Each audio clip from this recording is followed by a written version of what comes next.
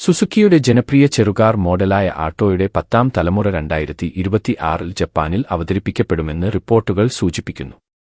പുതിയ ആൾട്ടോ നിലവിലെ മോഡലിനേക്കാൾ 100 കിലോഗ്രാം വരെ ഭാരം കുറയ്ക്കാൻ സാധ്യതയുണ്ട്. ഇത് ഇന്ധന കാര്യക്ഷമതയും പ്രകടനവും മെച്ചപ്പെടുത്താൻ സഹായിക്കും.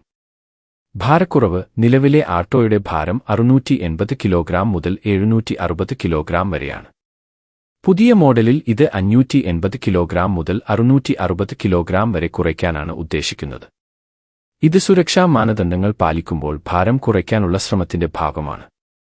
ഇന്ധന കാര്യക്ഷമത: ഭാരക്കുറവിന്റെ ഫലമായി പുതിയ ആൾട്ടോയുടെ ഇന്ധന കാര്യക്ഷമത 30 കിലോമീറ്റർ മുകളിൽ എത്താൻ സാധ്യതയുണ്ട്. ഇത് ഡ്രൈവിംഗ് ചിലവ് കുറയ്ക്കാനും പരിസ്ഥിതി മലിനീകരണം കുറയ്ക്കാനും സഹായിക്കും. പ്ലാറ്റ്ഫോം: പുതിയ ആൾട്ടോ സുസുക്കിയുടെ ഹാർടെക്ട് പ്ലാറ്റ്ഫോമിന്റെ നവീകരിച്ച പതിപ്പിനെ അടിസ്ഥാനമാക്കുന്നതാണ്. ഇത് ഭാരം കുറയ്ക്കുന്നതിനും സുരക്ഷ മെച്ചപ്പെടുത്തുന്നതിനും സഹായിക്കും.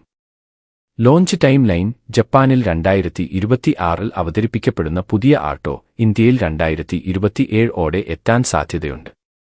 ഇന്ത്യൻ വിപണിയിൽ ഇത് വലിയ പ്രതീക്ഷകളോടെയാണ് കാത്തിരിക്കുന്നതെന്ന് പറയാം.